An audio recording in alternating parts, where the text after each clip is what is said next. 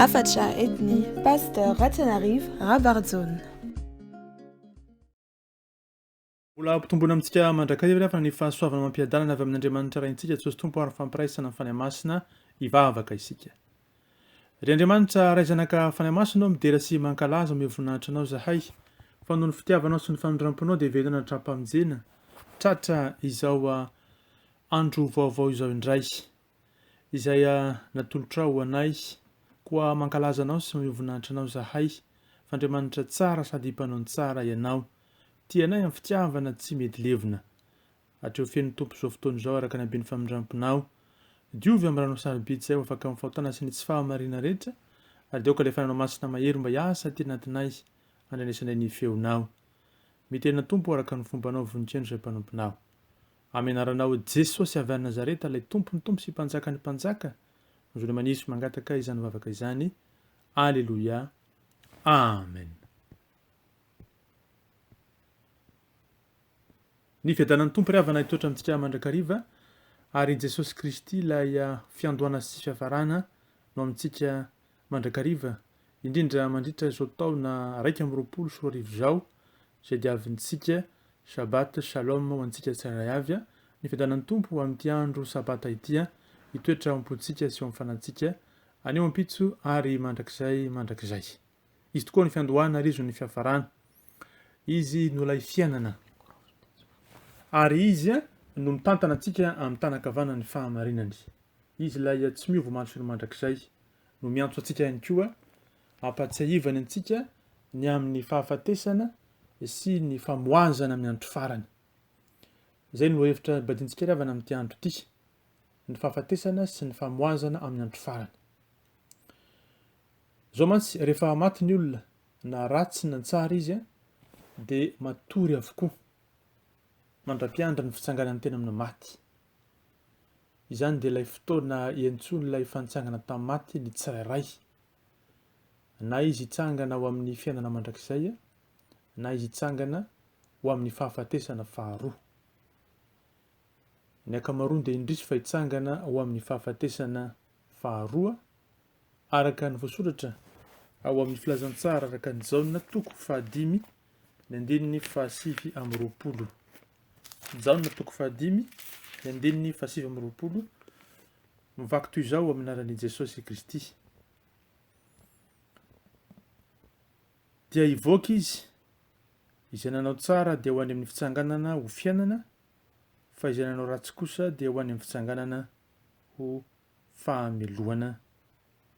Amen. Ao anaty fahafatesana ny olona dia toy ny matory tsy mahatsiaro tena, tsy mahare na inona tahaka ny hoe maty eritreritra ihany koa, toy ny makaina ny momba azy rehetra mandra-piandry ny famohazana ilay efa nandresany fahafatesana. Sambatra sady masina ireo izay hitsangana voalohany ho any amin'ny fiainana mandrakizay, tsy mba nakery amin'ny intsony ny fahafatesana faharoa araka izay hitany koa amin'ny boky ny Apokalipsy toko 20 ny andininy 9 amin'ny anaran'i Jesosy. Sambatra sy masina izay manana anjara amin'ny fitsanganana voalohany, ireo tsy mba hanana ny fahafatesana faharoa fahefana fa ho mpisoron'Andriamanitra sy Kristy ireo ka hiara-manjaka aminy arivo-taona. Izay manambara amintsika fa Jesosy dia manampahefana amin'ny fahafatesana.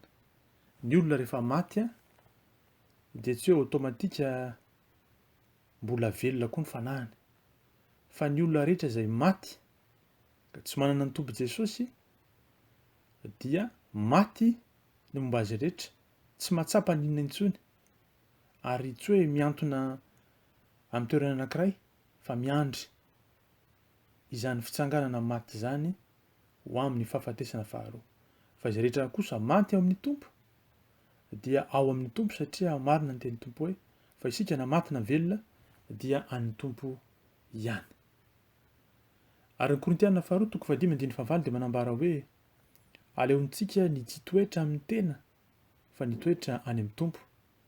Izany hoe hialeontsika dia ho any amin'ny Jesosy saingy izao izay nahafohy tany ihany no ahazo ny lanitra, izay nahafohy ny fiainan'izao tontolo izao ihany no hahazo ny fiainana mandrakizay. Raha tika dia izao, izay maty ao amin'ny tompo no velona ao aminy, araka izay ambara ao amin'ny Jaona toko 9:1 hoe fa hoy Jesosy fa izao ny sitrapony raiko dia ny ahazahoany izay rehetra mijery ny zanaka ka mino azy fiainana mandrakizay, ary zaho hanangana azy amin'ny andro farany. Tsy mahatsapa ny fotoana mandeha tokoa ny maty satria tsy mahafantatra izy fa matory. Marina tokoa fa misy ny fiainana aorian'ny fahafatesana, fa mandritra ny fahafatesana kosa dia tsy misy fiainana. Satria raha misy fiainana mandritra ny fahafatesana araka izay mpianarina traizatraiza dia tsy mety maty zany ny olona. Disany hoe tsy maty ny fanahy, disany hoe mandeha amin'ny toerana anankiray ny fanahin'ny olona, rehefa maty izy dia maty tanteraka. Fa izao kosa ho samy mpandresy amin'ny fahafatesana ny olona rehetra tahaka ny Mesia, izany hoe izay manana ny tompo ihany no afaka mandresy izany fahafatesana izany. Izay no mahatonga ny fanekena vaovao ary koa ny fitsanganan'ny tena amin'ny maty ho zava-dehibe amintsika izay manana an'i Jesosy Kristy.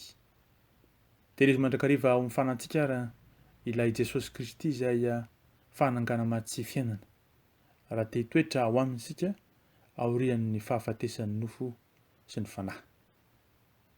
Eny tokoa ny tompo dia mampatsiahy antsika amin'ity andro ity fa manafoana ny fanoran'ny tenan'ny Mesia sy ny tenin'Andriamanitra ny filazana fa tsy mety maty zany ny fanahy. Fampianaran'ny olombelona zany fa ny fanahy dia maty tokoa rehefa mitsahatra ny fitepony fo na ny ati-doha na ny taova-pisefona na ny tenany. Fa ny olona kosa no manana ny Jesosy Kristy izay efa nitsangana tamaty ihany no afaka hitoetra ao anatin'ilay fahavelomana mandrakizay. Satria mantsy raha tsy maty ny olona dia tsy ho santatra izay efa nodimanitra tokoa ilay Jesosy Kristy.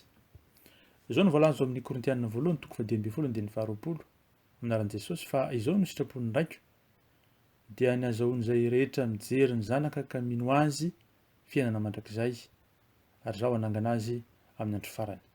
Raha tsy ny Mesia ny voalohany afaka amin'ny herin'ny fasana sy ny fahafatesana dia tsy maty izy izany, ary raha tsy maty ny Mesia ny herin'ny ota no ho nandresy, ny fasana no ho fialan-tsasatra farany, dia ho very ny fanantenanany amin'ny famonjena. Tsy mandangy anefa ny soratra masina fa hoy izy hoe amin'ny anaran'i Jesosy fahafatesana ny tambiny ota ary fiainana mandrakizay no fanomezam-pahasoavana avy amin'Andriamanitra ao amin'ny Kristy Jesosy tombontsika. Amin'ity sabotsy 2 Janoary 2024 andro voalohany amin'ny maraim-baovao atraitsika amin'ny taona 2024 dia tsy arovy ry fa Jesosy tompo ilay efa tiantsika dia mampatsiahy antsika fa sady izy no fiandohana ary izy koa ny fiafarana, izy no manana lakile fanalahidin'ny fiainantsika, izy koa no manana fanalahidin'ny fiainana mandrakizay.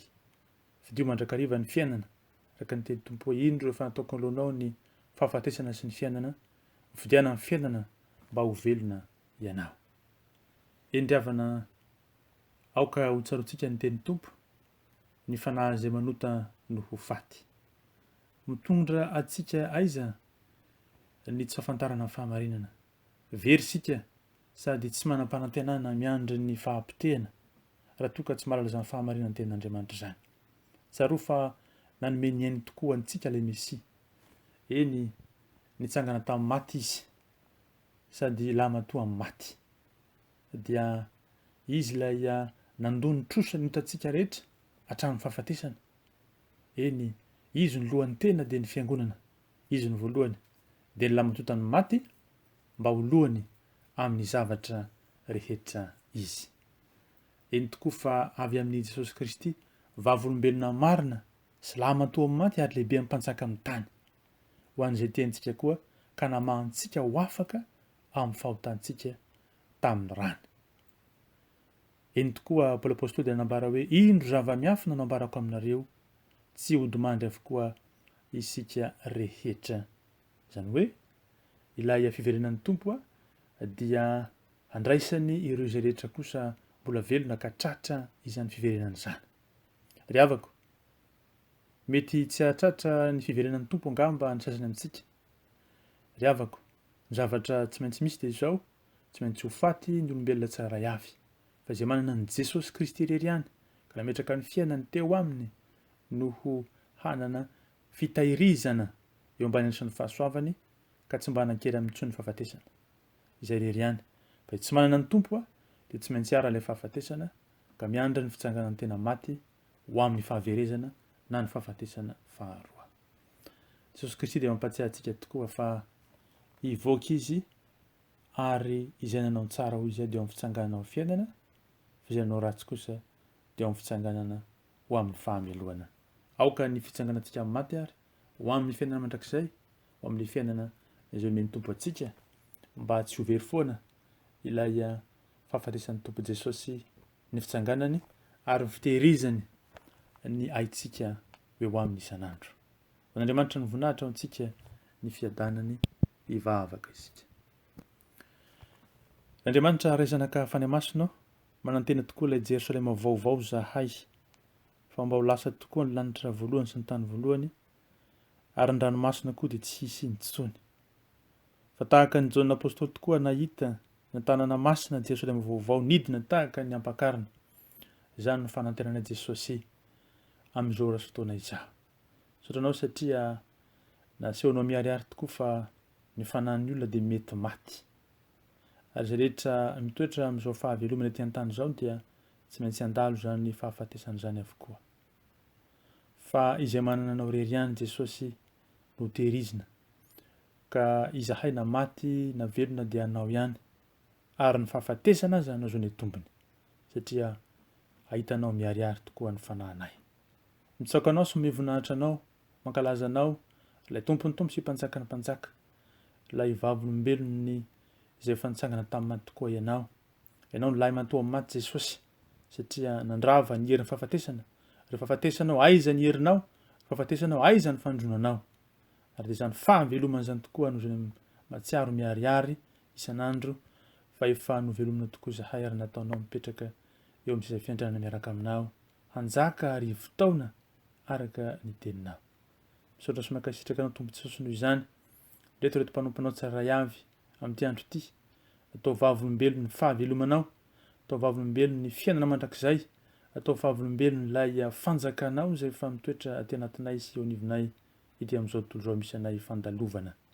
Misaotra Jesosy noho izany rehetra izany, dia aoka ny fahaveloman'ny fanahy, fahaveloman'ny saina, fahaveloman'ny fonay, iny fahaveloman'ny tenanay mba anjary atonga anay Jesosy atsiaro isan'andro fa efa noresanao ny fahafatesana dia fahavalo farany. Misaotra tompo noho izany ary dia engana izahay atsiaro isan'andro tokoa fa ndray ilay mofinaina mahavelona dia ny tenanao zany izay natolotrao tao amin'ny fijaliana ho faty ka nitsangana tamin'ny maty ary mitoetra eo an-tanakavan'Andriamanitra. Jesosy malalo amin'ity andro ity koa izay mananay eo amin'ny fandraisana ny tena sy ny ranao raha ampitso dia ka tompo Jesosy ho amasinao zahay ka ho andro fiainoana ny fahamasinana, fahamarinana, ho andro izay hitoerany fiadanam-po tanteraka izao andro zao eo ambany elatry ny fahasoavanao. Misaotra tompony izany rehetra izany.